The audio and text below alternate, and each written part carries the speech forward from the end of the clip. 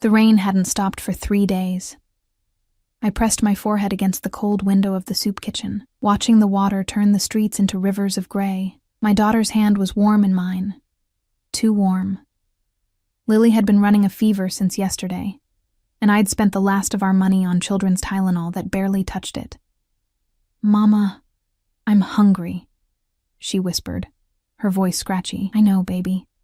We're almost at the front of the line. The smell of vegetable broth and stale bread filled the cramped space. Around us, dozens of people huddled in worn coats, their faces blank with the kind of exhaustion that seeps into your bones and stays there. I recognized most of them. We were regulars here, had been for the past 8 months since Marcus left. Since he'd taken everything and disappeared into whatever hole criminals crawl into when the people they've betrayed finally catch up to them. Lily tugged at my sleeve. "Mama, that man is staring at us." I followed her gaze across the room, past the folding tables and plastic chairs, to where a figure stood near the entrance. He didn't belong here. That much was obvious from the cut of his black coat. Wool, expensive, the kind that probably cost more than 3 months of the rent I could no longer afford. Water dripped from its hem onto the cracked linoleum, but he didn't seem to notice or care. He was younger than I expected, maybe early 30s, with dark hair pushed back from a face that could have been carved from marble. Beautiful, in the way dangerous things often are. Sharp jaw, high cheekbones, and eyes so dark they looked black even from this distance. But it wasn't his looks that made my stomach clench. It was the 2 men flanking him.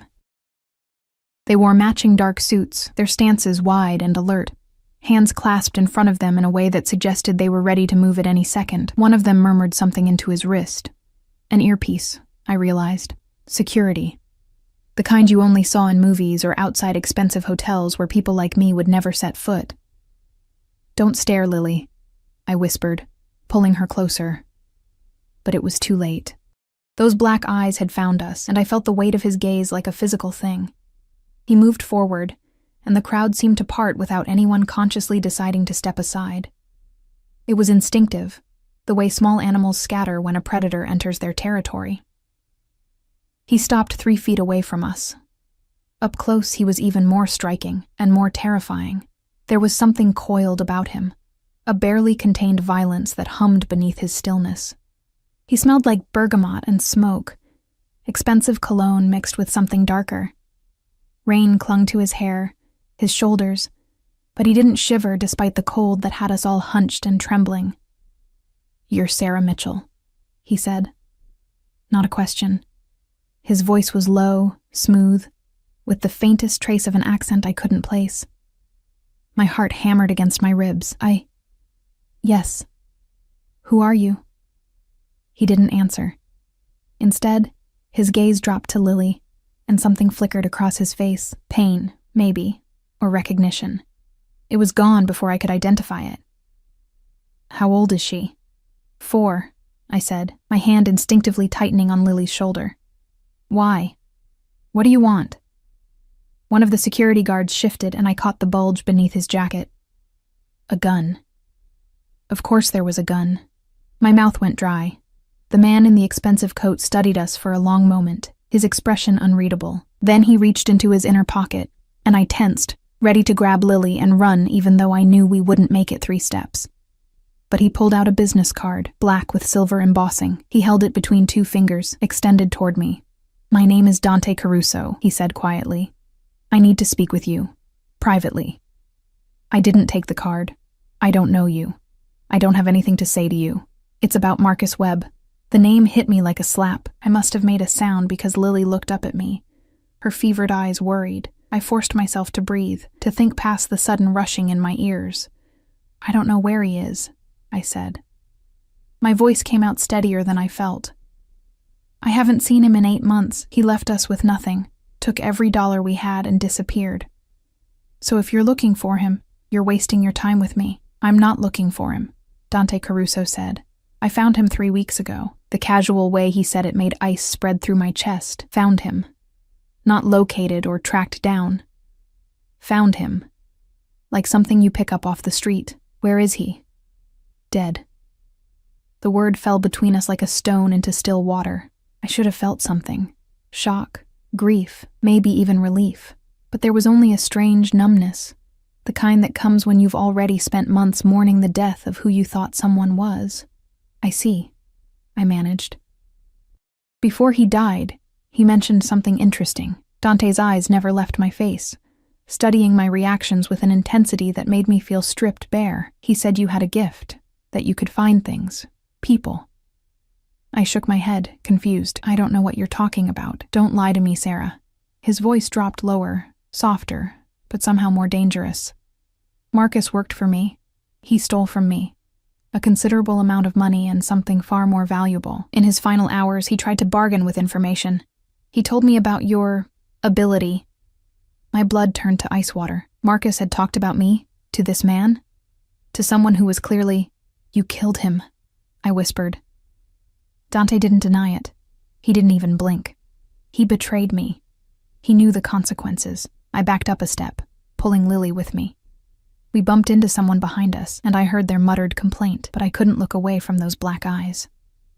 "I need to go," I said. "We need to go. Right now." I turned, ready to push through the crowd, to run with my sick daughter through the rain to... where? We had nowhere to go. No money, no family, no options. "I'll pay you $100,000. I froze. Lily's hand tightened in mine. Slowly, I turned back around. Dante Caruso stood exactly where he'd been, still as a statue, but something had changed in his expression. Desperation, maybe, or determination. "What?" I breathed. $100,000, he repeated. "Cash, plus medical care for your daughter and a place to stay while you work for me. All I need is 6 weeks of your time. To find what?" His jaw tightened. For the first time since he'd approached us, he looked away, his gaze fixing on something over my shoulder. When he spoke again, his voice was rough, scraped raw. "My son. He was taken from me 6 years ago. He was 2 years old." The world seemed to tilt sideways. A child. He wanted me to find his missing child. And Marcus, that bastard Marcus, had told this dangerous man that I could do it. "I can't," I said automatically. "I'm not. Whatever Marcus told you, he was lying. I don't have any special abilities. I'm just a waitress. I'm nobody." "Your daughter needs medicine," Dante said. And it wasn't a question. His eyes dropped to Lily, who had started to sway slightly, her fever-flushed face pressed against my hip. "Real medicine. A doctor. Not children's Tylenol from a convenience store." How did he know that? Had he been watching us? The thought made my skin crawl. "She needs antibiotics," he continued relentlessly. "Her fever is too high. Another day or two and you'll be taking her to an emergency room you can't afford, where they'll call child services because you don't have insurance." Each word was a knife, cutting through my defenses, exposing the raw terror I'd been trying to ignore. "Don't," I whispered. "Please. I have a doctor on call. He's waiting in my car. One phone call and he'll examine her, prescribe whatever she needs. You'll have the medication in your hands within an hour." Tears burned my eyes. I looked down at Lily, at her pale face and glassy eyes, at the way she trembled despite the coat I'd wrapped around her thin shoulders. She looked so much like Marcus. The same honey-colored hair, the same light brown eyes. It had been hard to look at her sometimes, in those first months. A constant reminder of how thoroughly I'd been fooled, but she was mine, my baby, and I would do anything, absolutely anything, to keep her safe. "I really can't do what you think I can," I said, but my voice had lost its conviction. Dante stepped closer. I could smell the bergamot again, could see the fine weave of his shirt beneath the open collar of his coat. There were scars on his knuckles, old white lines that spoke of violence long past. "Try," he said simply. 6 weeks. If you can't find him, you still keep the money, the apartment, everything I've promised. No strings attached. It was too good to be true. In my experience, nothing came without strings, especially not from men who admitted to murder without flinching. And if I say no, something dark flickered in his eyes. "Then you're free to go. I won't stop you. But your daughter," he let the sentence hang, unfinished. My hands started to shake. This was a trap. It had to be. But what choice did I have? Lily's fever wasn't breaking. The soup kitchen would close in an hour. After that, we'd be back on the street, huddled in the doorway of a closed shop, hoping the rain would finally stop. "Sarah," Lily whispered, and her voice was so weak it broke something inside me. I looked at Dante Caruso, this beautiful, terrifying man who smelled like money and danger, and made a decision that would change everything. "Okay," I heard myself say. "I'll try." His expression didn't change, but one of the security guards immediately pulled out a phone. Dante took my elbow, his grip firm but not painful, and began guiding us toward the entrance. "Wait," I said, trying to pull back. "I need to—" We were in line for food. "I need to—" "You won't need to stand in lines anymore," Dante said quietly. And just like that, we were outside, where a black SUV with tinted windows waited at the curb, its engine running. The second security guard had already opened the back door. I could see cream leather seats, smell new car and wealth. This was really happening. I picked up Lily. She was so light, too light, and climbed into the vehicle. Dante slid in beside me, and the door closed with an expensive thunk that sealed us into a world I'd never imagined entering. The guard in the passenger seat turned around, holding out his phone. "Dr. Russo is on the line, sir." Dante took it, his voice crisp and authoritative as he described Lily's symptoms. I held my daughter close, feeling the heat radiating from her small body, and tried not to think about what I'd just agreed to. Tried not to wonder what happened to people who failed Dante Caruso. Through the tinted window, I watched the soup kitchen disappear as we pulled away from the curb, heading into a part of the city I'd only ever seen from a distance, where the buildings were tall and clean, where people like me didn't exist. Dante ended the call and looked at me. "The doctor will meet us at the apartment. He'll take care of her." "Thank you," I whispered, because what else could I say? He nodded once, then turned his attention to the window, his jaw tight. In profile, he looked even younger, more vulnerable. I could see the faint stubble along his jaw, the tension in his shoulders, a father looking for his lost son. And somehow, impossibly, I was supposed to help him. Lily's breath hitched against my neck, and I pressed my lips to her burning forehead, praying I hadn't just made a deal with the devil himself. The apartment wasn't an apartment. It was a penthouse that occupied the entire top floor of a building so tall I'd craned my neck trying to see the top when we'd pulled up to the entrance. A doorman had materialized, actually wearing white gloves, and opened the SUV door before the vehicle had fully stopped. We'd been ushered through a lobby of marble and gold, into an elevator with mirrors and soft lighting that made even my reflection look almost presentable. Dante had pressed his palm against a scanner. The top button had lit up without him touching it. Now I stood in the center of a living room larger than any place I'd ever lived, holding Lily while she shivered against me, and tried to process what was happening. Floor-to-ceiling windows overlooked the city, the rain streaking down the glass like tears. The furniture was all clean lines and expensive fabrics, cream and charcoal and deep navy. Abstract art hung on the walls, the kind I'd seen in museum brochures. Everything smelled clean, sterile almost, with an underlying scent of leather and that same bergamot cologne. "This way," Dante said, his hand touching the small of my back. I flinched at the contact, and he withdrew immediately, but the warmth of his palm lingered through my thin coat. He led us down a hallway lined with closed doors, finally opening one to reveal a bedroom that made my throat tight. It was decorated for a child. A boy, I realized. Deep blues and grays, with model cars on shelves and a bed shaped like a race car, but everything was pristine, untouched. A museum of hopes that had never materialized. "You'll stay in the room next door," Dante said, his voice carefully neutral. "The doctor should arrive within 10 minutes. He started to leave, but I found my voice. "Wait. This room. Is this—" It was supposed to be his. He didn't turn around. I had it ready when I thought I'd get him back. That was 4 years ago. The door closed behind him before I could respond, leaving me alone with Lily in a room that ached with absence. I carried her to the next bedroom, equally spacious, decorated in soft creams and pale gold, and laid her on a bed so soft it felt like a cloud. She whimpered. clutching at my hand. "It's okay, baby," I whispered, brushing her damp hair back from her forehead. "The doctor's coming. You're going to feel better soon." "Mama, I don't like it here," she said, her eyes welling with tears. "I want to go home." Home. A word that had lost meaning months ago. But I understood what she meant. The familiar. Even when the familiar was a cramped shelter bed and watery soup. I know. But we're safe here. And once you're feeling better, we'll figure everything out. I promise. A knock on the door made me jump. One of the security guards, the one with the earpiece, stood in the doorway. "Dr. Russo is here, ma'am." "Ma'am?" No one had called me that in ever, maybe. The doctor was a small man in his 60s with kind eyes and gentle hands. He examined Lily thoroughly, asking questions I answered while trying not to think about how much this house call must cost. Finally, he pulled out a prescription pad.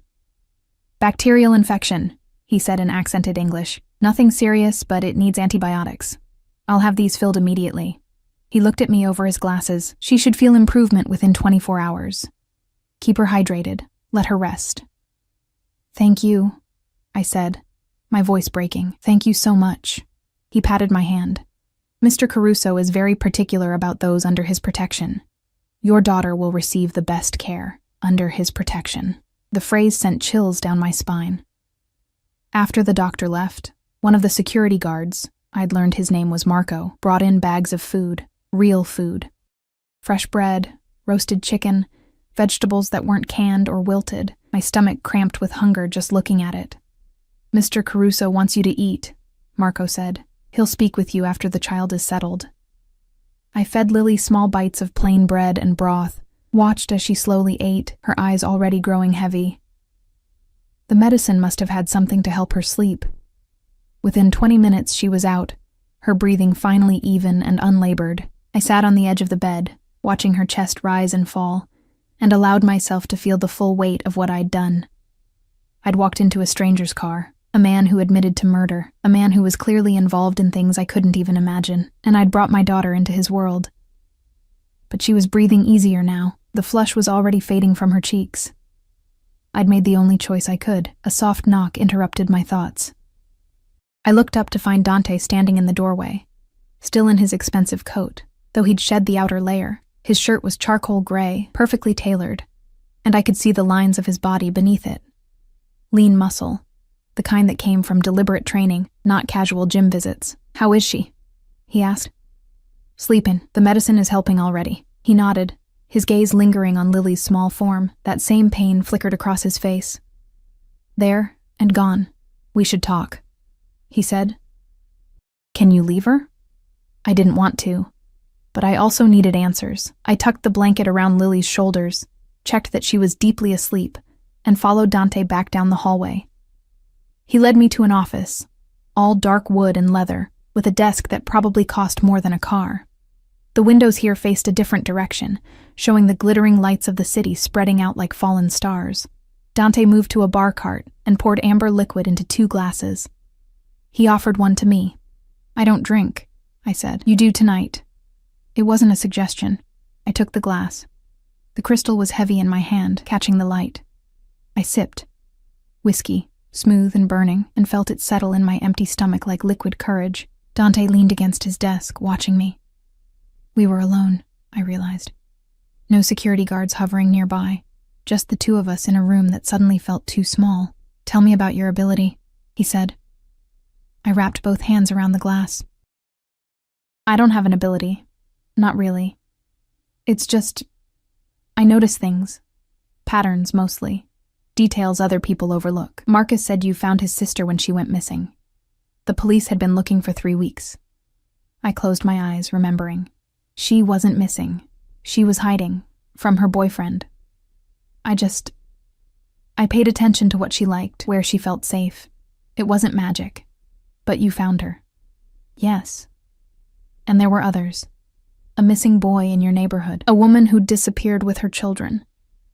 How did he know these things? Had Marcus really told him everything about my life? The thought made me feel violated, exposed. "Those were different circumstances," I said. "Your son. He was taken 6 years ago. He could be anywhere. He could be..." I couldn't finish the sentence. Dead? Dante's voice was flat. I know. I've accepted that possibility, but I've never found a body, never found any evidence that he didn't survive. So I have to believe he's out there, somewhere. He moved to the window, his back to me, and I saw his shoulders tighten beneath his shirt. Tell me what happened, I said softly. How was he taken? For a long moment, he didn't speak. The only sound was the rain against the windows, a steady rhythm that filled the silence. His name is Luca, Dante finally said. He was 2 years old. Dark hair, dark eyes. He had this laugh that... He stopped, cleared his throat. My wife and I, we were not in a good place. I was building my business, making decisions that required my full attention. She wanted out, wanted to take Luca and disappear. He turned to face me, and I saw something raw in his expression. I wouldn't let her go. I told her she could leave, but Luca stayed with me. We fought. Badly. And then one morning I woke up and they were both gone. Your wife took him? No. His hands curled into fists. Someone took them both. From our home. In the middle of the night, with a dozen guards on the property. Security cameras showed nothing. It was... professional.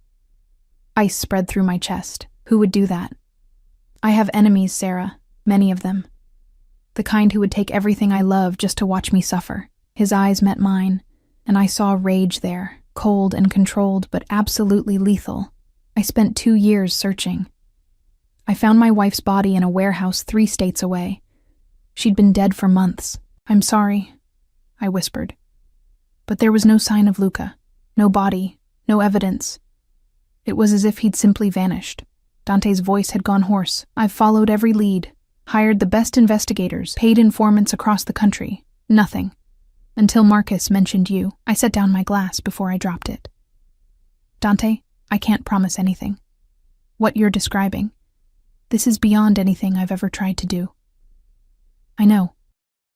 He moved closer, and I had to tilt my head back to maintain eye contact. He was tall. I hadn't realized how tall until now, with only inches between us. But you'll try. That's all I'm asking. 6 weeks. If you find nothing, I'll still give you everything I promised. You and Lily will be set for years. And if I find him, his expression softened, became almost human, then I'll give you whatever you want, name it. Anything in my power. The intensity in his gaze made it hard to breathe. This close, I could see flecks of amber in his dark eyes, could see the faint scar above his left eyebrow, could smell that bergamot and smoke scent that was uniquely him. Why me? I asked. Why not professional investigators? Because they think like professionals. They follow protocols, databases, patterns.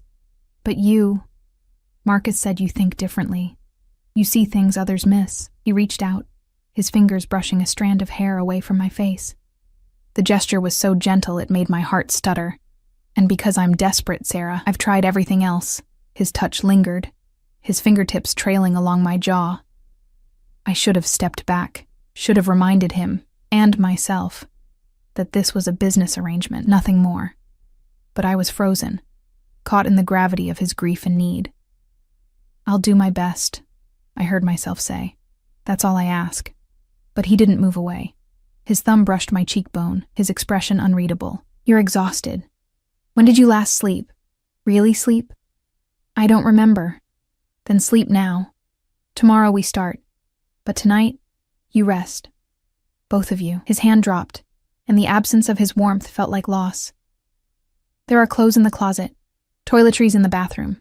Anything you need, ask Marco. He'll get it for you. I nodded, not trusting my voice.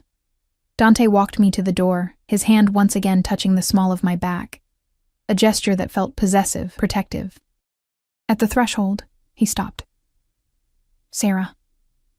His voice was low, almost intimate. You're safe here. I need you to understand that.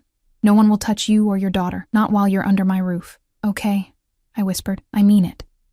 His eyes bored into mine. You belong to me now, and I protect what's mine. The words should have terrified me, should have sent me running back to Lily, gathering her up, fleeing into the night. But instead, They settled over me like a blanket, warm and suffocating and strangely comforting all at once. I returned to the bedroom to find Lily still sleeping peacefully, her color already better. I showered. The bathroom was marble and gold, with water pressure that felt like heaven, and found silk pajamas in the closet that fit perfectly. How had he known my size? I crawled into bed beside Lily, pulling her close, and stared at the ceiling. Somewhere in this massive penthouse, Dante was also lying awake, thinking about his lost son, wondering if this desperate gamble would finally bring Luca home, or if I would just be another failure in a long line of disappointments. I closed my eyes, exhaustion finally pulling me under, and dreamed of dark eyes and gentle touches and a small boy with his father's face, calling out from somewhere I couldn't reach. I woke to sunlight streaming through windows I didn't recognize, in a bed softer than anything I'd ever touched, with the scent of coffee drifting through air that smelled clean instead of damp and moldy. For a moment, I couldn't remember where I was. Then it all crashed back. The soup kitchen, Dante Caruso, the deal I'd made. I sat up quickly, my heart racing, and looked for Lily. She wasn't in bed. Panic flooded through me. I threw off the covers and rushed to the door, yanking it open, and nearly collided with Marco, who stood in the hallway like a sentinel. "Where's my daughter?" I demanded, my voice sharp with fear. "In the kitchen with Mr. Caruso, ma'am. She woke an hour ago, asking for you." "He's been keeping her entertained." I pushed past him, following the sound of voices down the hallway. The kitchen was enormous, all white marble and stainless steel, with an island bigger than my old bedroom. And there, sitting at a breakfast bar with a plate of pancakes in front of her, was Lily. She looked better. The fever flush was gone, replaced by healthy color. She was wearing new clothes, soft pink pajamas that fit her perfectly, and she was laughing at something Dante had said. He stood on the other side of the island, dressed in dark slacks and a white shirt, with the sleeves rolled up to his elbows. His hair was still damp from a shower, and he was flipping pancakes on a griddle, like this was something he did every morning. "Mama," Lily saw me and beamed. "Mr. Dante made me pancakes, with chocolate chips." I stared at them both, my mind struggling to reconcile the image. Dante Caruso, a man who'd admitted to murder, who commanded armed guards, who lived in a penthouse that probably cost more than most people made in a lifetime, was making my 4-year-old daughter pancakes. "Good morning," he said, his eyes meeting mine over Lily's head. "Coffee?" Yes, thank you." He poured a cup from an expensive-looking machine, added cream without asking how I took it, and slid it across the counter. When I picked it up, I realized he'd gotten it exactly right. How did he know? "How are you feeling, baby?" I asked Lily, moving to her side and pressing my hand to her forehead. "Cool, normal, much better. And Mr. Dante says after breakfast we can watch cartoons. He has every channel." "That's wonderful, sweetheart." I looked at Dante, trying to read his expression. He'd been up for hours, clearly. There was breakfast laid out. The kitchen was spotless, and he looked completely at ease. "Thank you. For this. For taking care of her. She reminds me of him," he said quietly. "Luca, the way she talks. Her smile." The grief in his voice made my chest ache. I watched as he plated the pancakes, added fresh strawberries, and set them in front of Lily with the kind of care that suggested he'd done this before. "For another child, in another life. Eat," he told me, gesturing to the spread he'd prepared. "You need your strength. We have a lot of work ahead of us." I sat beside Lily, accepted the plate he offered, and took a bite. The pancakes were perfect, light, fluffy, sweet. I hadn't tasted anything this good in months. Years, maybe. Dante leaned against the counter, watching us eat with an expression I couldn't decipher. Possessive, almost, like we were something precious he needed to guard. "After breakfast, Marco will take Lily to the media room," he said. "There's a woman coming. Her name is Rosa. She'll watch Lily while we work. I don't know if that's... Rosa has been with my family for 30 years. She raised me. I trust her with my life." His tone left no room for argument. "You can't focus on finding Luca if you're worried about Lily. This way, she's safe and entertained, and you can concentrate." He was right, but I hated it. Hated leaving my daughter with strangers, even if those strangers came with Dante's guarantee of safety. Okay, I said finally. But I want to meet her first. Of course.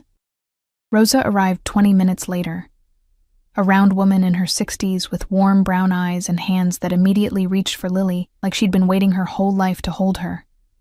Within 5 minutes, she'd won Lily over completely with promises of cookies and princess movies. I watched them disappear down the hallway, feeling the separation like a physical ache, and turned to find Dante watching me. "She'll be fine," he said. "I promise you. I'm not used to leaving her with anyone." "I know, but you're not alone anymore, Sarah. You have help now. Let me give you that." The intimacy in his words made me look away. This man was my employer, nothing more. I needed to remember that. "So where do we start?" I asked, forcing myself to focus. Dante gestured toward his office. "I have everything. 6 years of investigation files, witness statements, security footage, psychological profiles. I've analyzed it all 100 times. But maybe you'll see something I missed." The office looked different in daylight, less intimidating, more functional. But when Dante opened a closet, my breath caught. The entire space was filled with file boxes, dozens of them, labeled with dates and locations. A corkboard on the wall was covered in photos, maps, red string connecting various points like something from a crime show. "This is..." I couldn't finish. "My obsession," Dante said flatly. 6 years of searching. This is what it looks like when you can't let go. I moved closer to the corkboard, studying the photos. They were all of a little boy, dark-haired, dark-eyed, grinning at the camera with chubby cheeks and dimples. Luca, in some photos, he was held by a beautiful woman with long black hair and a distant smile. His mother. Her name was Isabella, Dante said, standing beside me. "We married young. Too young. She was the daughter of a business associate. It was strategic." "You didn't love her?" "I tried to. But we were both trapped in a marriage neither of us wanted. The only good thing that came from it was Luca." His finger traced the edge of one photo. "He was everything, my reason for continuing to breathe." I pulled down the first file box and opened it. Police reports, witness statements, crime scene photos. The detail was overwhelming, every piece of evidence meticulously organized and cross-referenced. "Tell me about the night they disappeared," I said, settling into the leather chair behind the desk. Dante began to pace, his hands clasped behind his back. "March 15th, 6 years ago. Isabella and I had fought earlier that evening. She wanted to leave, take Luca to her family in Italy. I refused. We went to bed angry." He paused at the window, his shoulders tense. "I woke at 4 a.m. The house was silent, too silent. I went to check on Luca and found his room empty. Isabella's room was also empty. The security system showed no breaches, no alerts. The guards had seen and heard nothing." "That's not possible," I said, flipping through the security reports. "Someone had to notice something." I thought the same thing. I had every guard interrogated. 3 of them were killed when they tried to run. They'd been paid off, turned against me. The others knew nothing. He turned to face me, and I saw the rage still simmering there, years later. Someone inside my organization helped take them. Someone I trusted, and I still don't know who. I studied the timeline, the guard rotation schedules, the security camera footage stills. Something nagged at me, a detail that didn't fit. "These cameras," I said, pointing to the report, "they were all disabled?" "No, they were working. They just showed nothing. Static on the feeds during the exact hour the kidnapping occurred. That takes technical skill, and inside knowledge of your security system." "I know." His voice was bitter. "I've investigated everyone who had access. Found nothing." I pulled out another file, this one labeled, "Isabella, Autopsy Report." I hesitated before opening it. "You don't have to read that," Dante said quietly. "The details are difficult." But I did read it. Every brutal detail of what had been done to his wife before she died. My stomach churned, but I forced myself to look at the photos, to understand the kind of enemy we were facing. "Whoever did this wanted her to suffer," I said, This wasn't quick. It was personal. I know. Dante's voice was hollow. They kept her alive for weeks, tortured her. The autopsy showed signs of prolonged captivity, malnutrition, repeated trauma. But no sign of Luca at the location where she was found? Nothing. No evidence he was ever there. It was as if he vanished into thin air. I closed the file, my hands shaking slightly. This was so far beyond anything I'd ever attempted. Finding a missing sister who was hiding was one thing. Finding a child who'd been taken by professionals 6 years ago, that was something else entirely. I need to think like a kidnapper, I said. What would they want with a 2-year-old? Ransom. No ransom demand ever came. Revenge, then. Taking something precious from you. That's what I've always assumed. But why keep him alive? If the goal was to hurt me, why not send proof of his death? It was a good question. I stood and moved to the corkboard, studying the red strings connecting various points. Locations where Isabella had been held, places where informants had reported sightings, cities where similar kidnappings had occurred. What if it wasn't about you?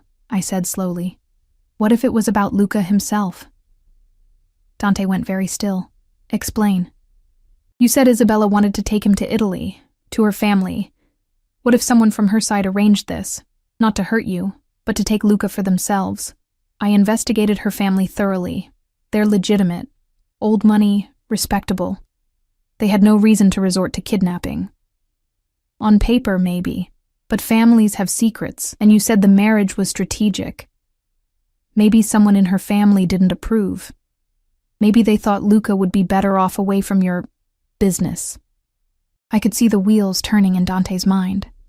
He moved to a filing cabinet, pulled out another set of folders.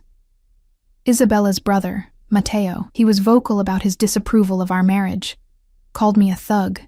Said his sister deserved better. Dante spread photos across the desk. But he was in Italy when the kidnapping happened. Confirmed by multiple sources, but he has money. Resources. He could have hired people. Dante's jaw tightened. If Matteo took my son, if he's had Luca all this time. He didn't finish the sentence, but I saw murder in his eyes. We need more information, I said quickly. About Isabella's family, their finances, their properties. Anywhere a child could be hidden. I'll make calls. He pulled out his phone, but before he could dial, it rang. He glanced at the screen and frowned. I need to take this. He answered in rapid Italian, his tone sharp and commanding. I couldn't understand the words, but I recognized the cadence of orders being given. After a moment, he ended the call and looked at me. There's a situation I need to handle. Business that can't wait. Marco will stay with you. If you need anything, I'll be fine, I said. Go. He hesitated, and for a moment I thought he might argue. Then he crossed the distance between us in 3 long strides and cupped my face in his hands. The gesture was so unexpected, so intimate that I gasped. Be careful, he said, his thumbs stroking my cheekbones. Trust no one but Marco and Rosa. If anything feels wrong, anything at all, you call me immediately. Understand? I nodded, unable to speak with him this close, his dark eyes boring into mine. Good. But he didn't let go. His gaze dropped to my mouth, lingered there for a heartbeat too long.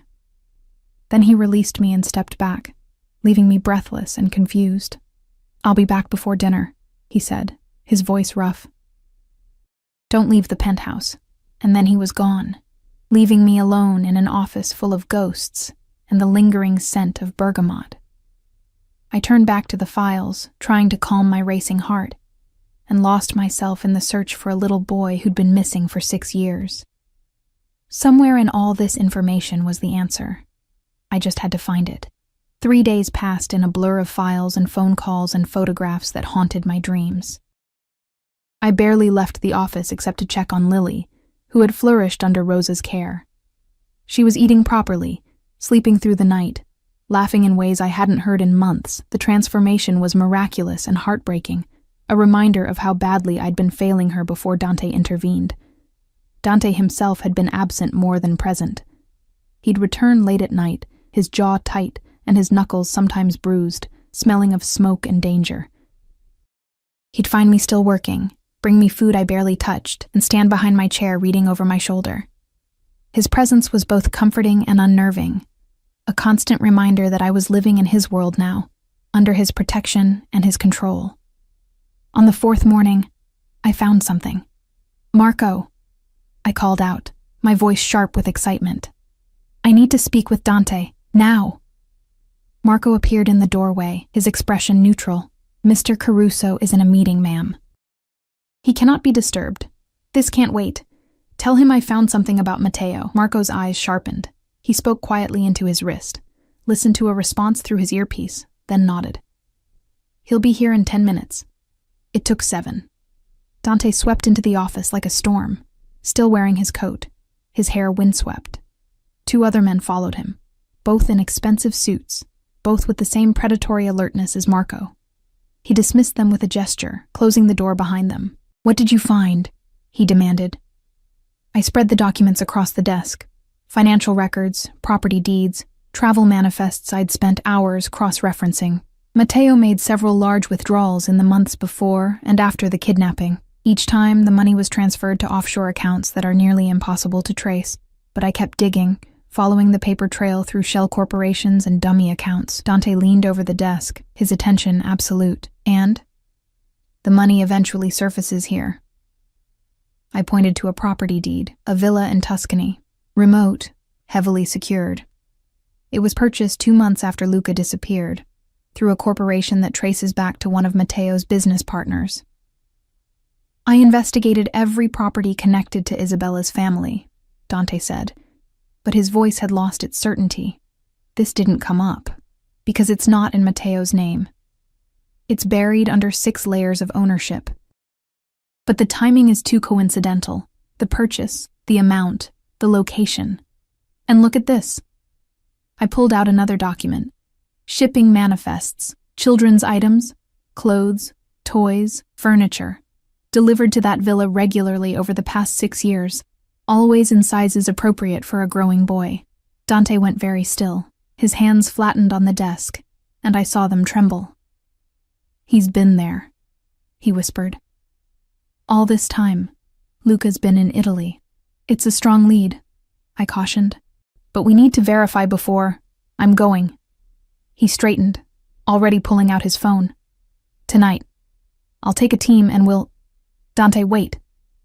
I stood, moving around the desk to face him. "If you go in with armed men, if this turns into a firefight, Luca could be hurt, or Matteo could move him before you arrive.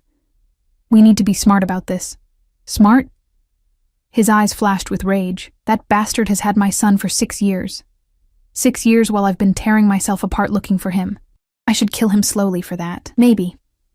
But first, we need proof. And we need to make sure Luca is really there." He turned away, his shoulders rigid with tension.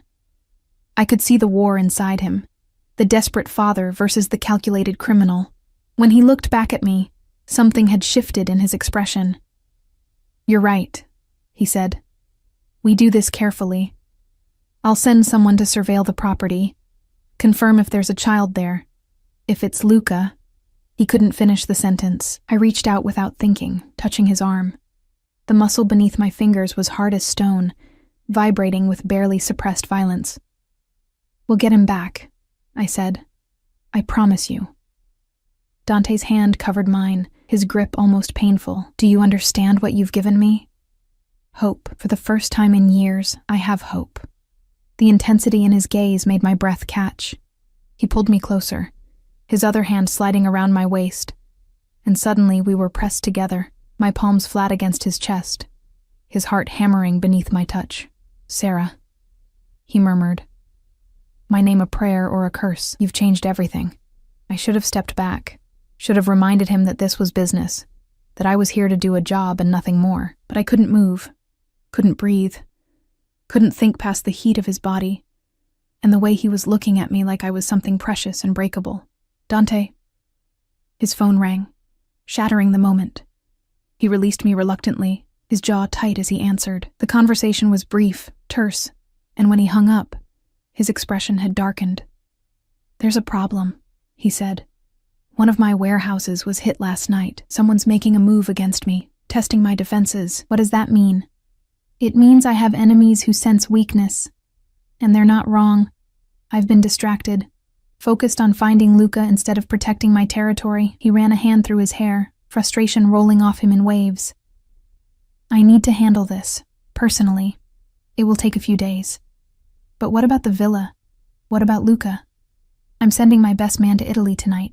He'll surveil the property, gather intel. When I get back, we'll plan the extraction. He cupped my face, forcing me to meet his eyes. Can you wait that long? Can you trust me to come back and finish this? Of course. Good. His thumb brushed my lower lip, the gesture so intimate it made my stomach flip. Stay here. Don't leave the penthouse. Marco will keep you safe, but I need to know you're protected while I'm handling this. Dante, I'm not going anywhere. Lily and I, we're fine here. Promise me. His grip tightened. Promise me you'll stay safe. I promise. He kissed my forehead then, a gesture so tender it brought tears to my eyes. Then he was gone, barking orders into his phone as he swept out of the office. I stood there for a long moment, touching the spot where his lips had been, wondering what the hell was happening to me. The next 2 days were torture. Dante called twice.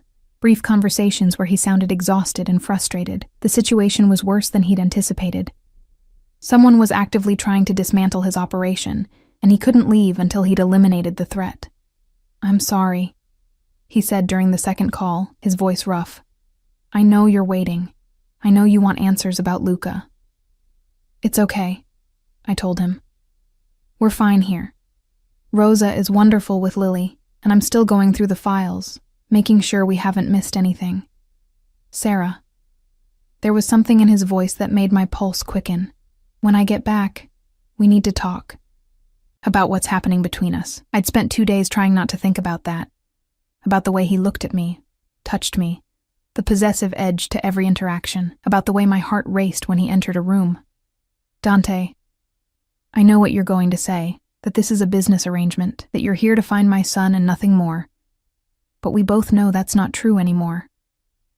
It has to be, I whispered. I have Lily to think about. I can't get involved with someone like you. Someone like me. His laugh was bitter. A criminal. A killer. A man with enemies who would hurt you just to get to me. That's not what I meant, but it's the truth. And you're right to be cautious. But Sarah, understand this. It's too late. For both of us. The moment you walked into my life, everything changed. I can't let you go now. The line went dead before I could respond. I sat in the darkened office, my phone clutched in my hand, and tried to process what he'd just said. He couldn't let me go. As if I belonged to him. As if I'd already made the choice to stay. The terrifying part was that he wasn't entirely wrong. I'd spent 6 days in Dante's world. And already I couldn't imagine leaving. The safety, the luxury, the way Lily thrived here, it was seductive. But more than that, it was him. The way he looked at me like I was the answer to a question he'd been asking his whole life. The way he touched me, gentle despite the violence I knew he was capable of. The way he'd taken my broken pieces and carefully tried to put them back together. I was falling for a man who terrified me, and I had no idea how to stop. A knock on the door made me jump. Marco entered, his expression tight. Ma'am, there's someone here to see you. She says she has information about Mr. Caruso's son. My heart stopped. What? Who? She won't give her name, but she's insistent. She says she knew Isabella Caruso. I followed Marco to the living room, my pulse thundering. A woman stood by the windows, silhouetted against the city lights. She was tall, elegantly dressed, with dark hair swept into a chignon. When she turned, I saw she was beautiful and familiar. You were in the photos, I said. With Isabella. You were friends. I was. Her voice was accented, cultured. My name is Sophia, and I've been carrying a secret for 6 years that I can no longer bear. I gestured for Marco to stay, but moved closer to Sophia. What secret? Isabella didn't want to leave Dante. She was terrified of him. Yes, terrified of his world, his violence, his enemies. But she loved him. In her own way, she loved him. Then why did she try to take Luca? Sophia's eyes filled with tears. She didn't. That's what I came to tell you. Isabella would never have taken Luca from Dante. She knew it would destroy him. She knew he lived for that child. The world tilted sideways, but Dante said they fought, that she wanted to leave. She did want to leave, but she planned to go alone. She was going to leave Luca with Dante because she knew he was the better parent. She told me this the day before she disappeared. Sophia wiped at her eyes. I should have come forward years ago. But I was afraid. Afraid of what Dante would do if he knew I'd kept this from him. If Isabella wasn't trying to take Luca, I said slowly, then someone else took them both. Someone who wanted to hurt Dante by making him think his wife had betrayed him. Exactly. Sophia pulled an envelope from her purse. I found this among Isabella's things after she died. I didn't understand it then, but I think it's important. I opened the envelope with shaking hands. Inside was a photograph. Isabella, heavily pregnant, standing next to a man I didn't recognize. On the back, written in elegant script, "To my dearest, our secret is safe. M." "Who is this?" I asked, holding up the photo. Sophia's face had gone pale. "That's Marco Benedetti. He was..." Isabella had an affair with him, years before she married Dante. They were in love, but Marco was from the wrong family, rival criminals. The marriage could never happen, so she married Dante instead, and Marco disappeared. My blood ran cold. Sophia, when was Luca born? October 15th, 6 years ago. I did the math, counting backward from Luca's birth date to when Isabella would have gotten pregnant. The timeline aligned with the photograph, taken when Isabella was visibly pregnant, with a man she'd called dearest. "Oh my God," I whispered. Luca might not be Dante's biological son. Sophia nodded, fresh tears spilling down her cheeks. Isabella never told anyone. She let Dante believe Luca was his. But I always wondered. And when they both disappeared, I thought maybe Marco had found out. Maybe he came back for his son. I grabbed my phone, my hands shaking so badly I could barely dial. Dante answered on the first ring. "Sarah? What's wrong?" "I need you to come home," I said, my voice cracking. "Right now. I found something about Luca, about who really took him. I'm on my way." The line went dead, and I looked at Sophia, at the photograph that had just changed everything.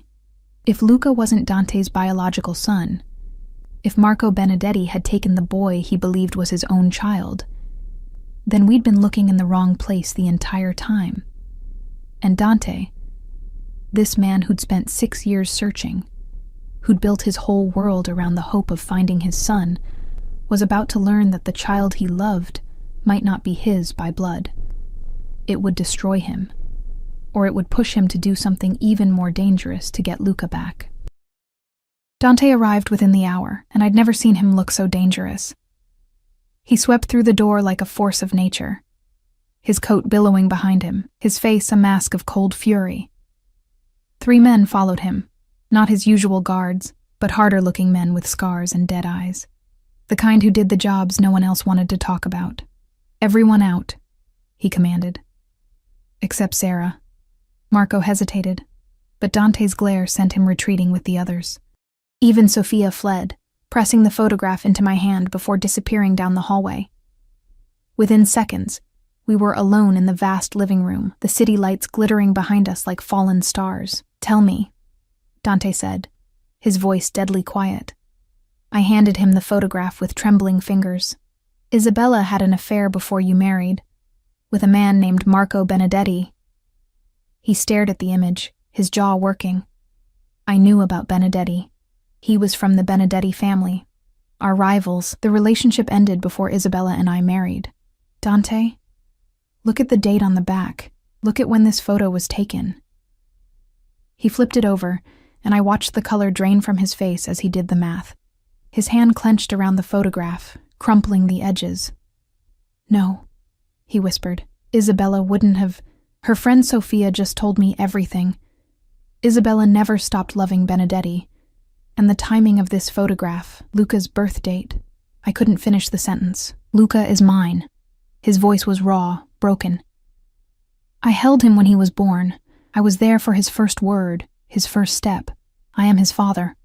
Biology doesn't define parenthood," I said gently, stepping closer. But Dante, if Benedetti found out about Luca, if he believed the boy was his son, then he would have taken him. Dante's eyes met mine, and I saw devastation there. All this time, I thought Isabella betrayed me, but she was taken. They both were. And I've been searching in all the wrong places. He turned away, his shoulders shaking. I'd seen him angry, seen him commanding and cold and dangerous. But this raw grief, was something else entirely. Where is Benedetti now? I asked. Dead. I killed him myself 3 years ago when I found out he'd been working with the people who kidnapped Isabella. His laugh was bitter. I tortured him for days, trying to get him to tell me where Luca was. He said nothing. I thought he was just loyal to whoever had paid him. But now, he wasn't protecting his employers, I said softly. He was protecting his son. Dante's fist slammed into the wall, leaving a crater in the expensive plaster. Then where is Luca? If Benedetti took him, where the hell has he been for 6 years? Benedetti had family, a sister, I think. I found references to her in some of the old case files. She fled the country after her brother's death. To where? Italy. Tuscany, specifically. Dante went very still. The villa, the one you found. It wasn't Matteo's safe house. It was Benedetti's sister. She's been raising Luca as her own. For a moment, I thought Dante might collapse. He leaned against the wall, his head bowed, his breathing ragged. I moved to him without thinking, my hand touching his shoulder. We'll get him back, I said. Your man is already surveilling the property. As soon as he confirms, I'm going. Dante straightened, and the grief in his eyes had crystallized into something harder, sharper. Tonight. I'm not waiting another day. Dante, if you go in angry, if you're not thinking clearly, I am thinking clearly. For the first time in 6 years, I understand exactly what happened. And I'm going to bring my son home. He pulled out his phone, barking orders in rapid Italian. Within minutes, the apartment filled with men, armed, dangerous, moving with military precision. I watched in horrified fascination as they discussed routes, extraction plans, contingencies. What about me?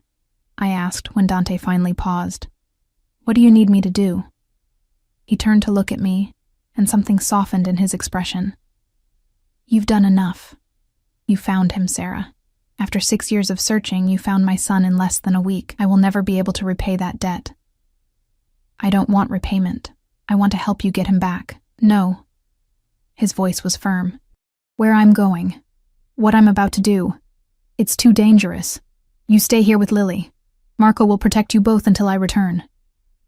And if you don't return, Dante crossed the distance between us in 2 strides, his hands cupping my face. Then Marco has instructions to make sure you and Lily are taken care of.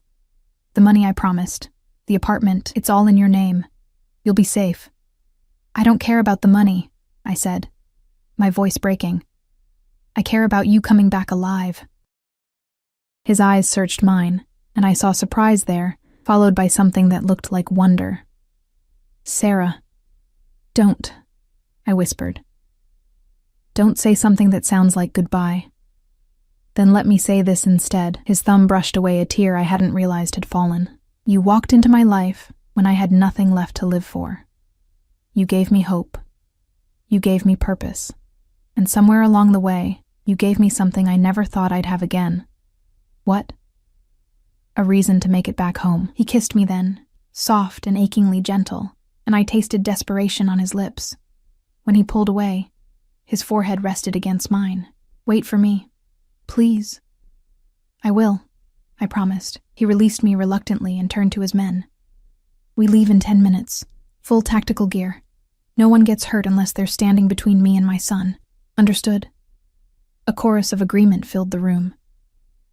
Dante looked back at me one last time, his expression unreadable, then swept out of the penthouse with his small army in tow. The next 36 hours were agony.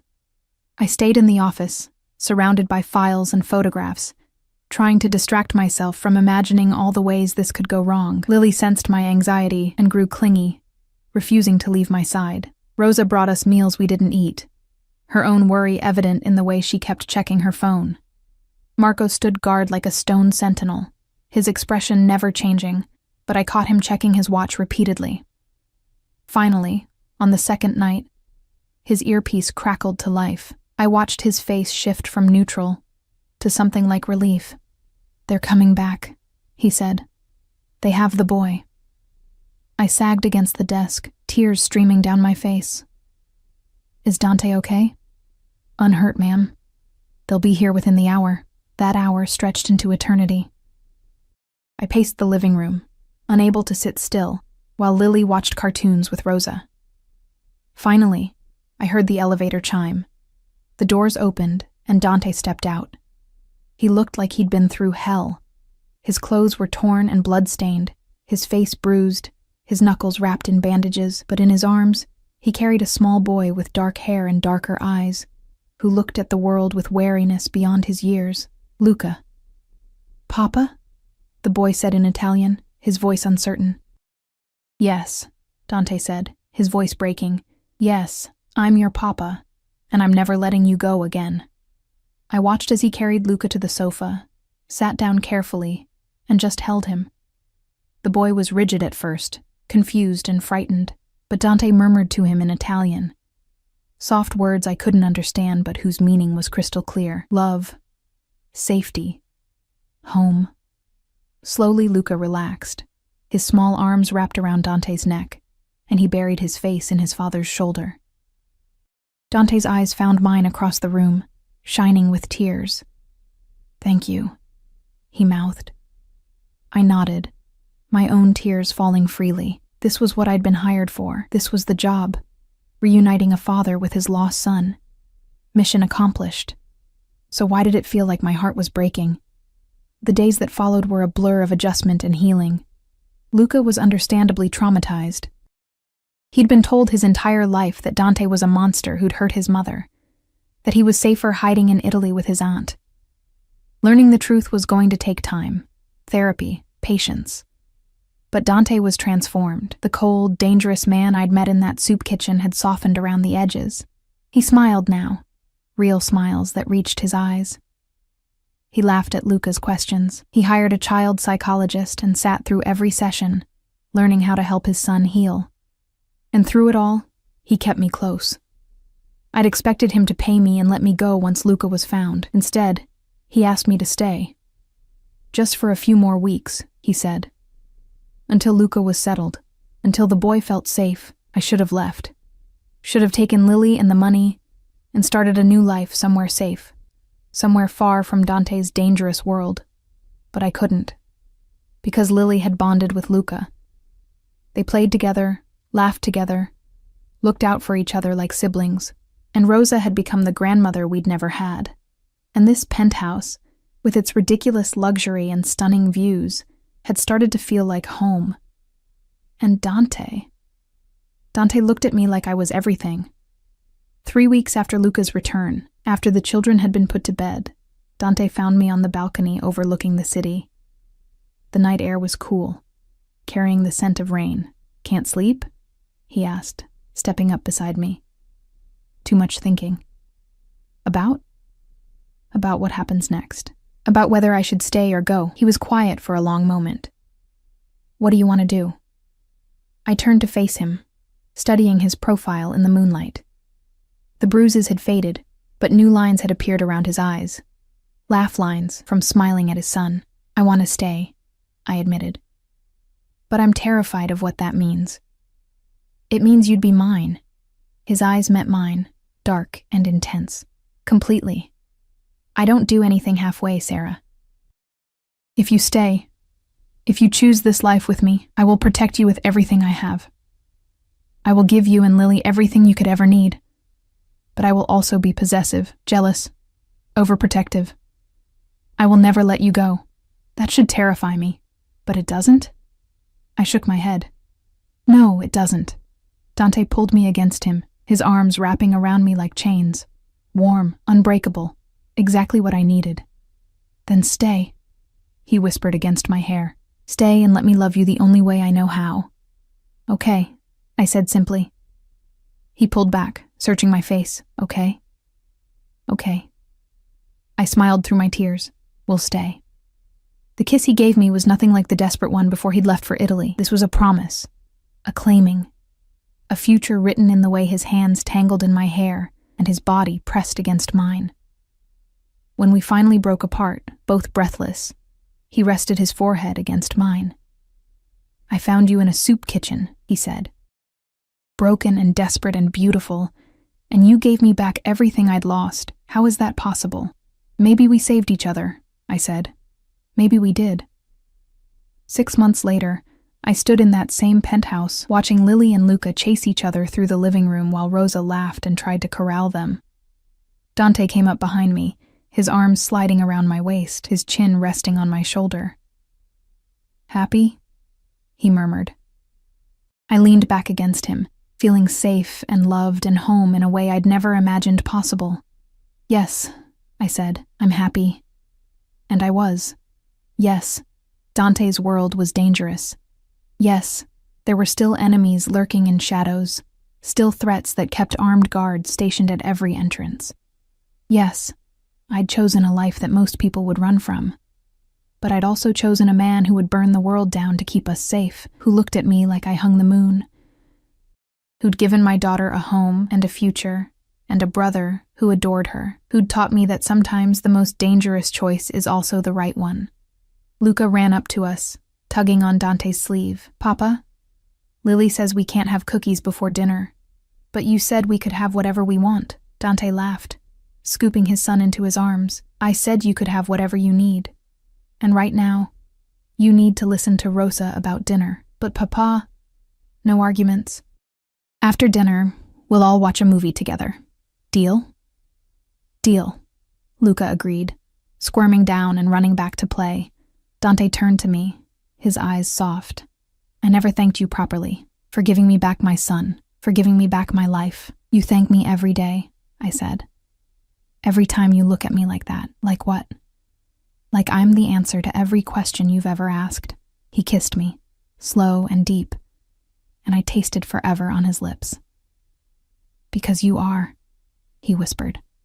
You're my answer, Sarah Mitchell, and I'm never letting you go. I smiled against his mouth, my heart full to bursting. Good, I said, because I'm not going anywhere. And as the sun set over the city, painting the sky in shades of gold and crimson, I knew I'd finally found what I'd been searching for all along.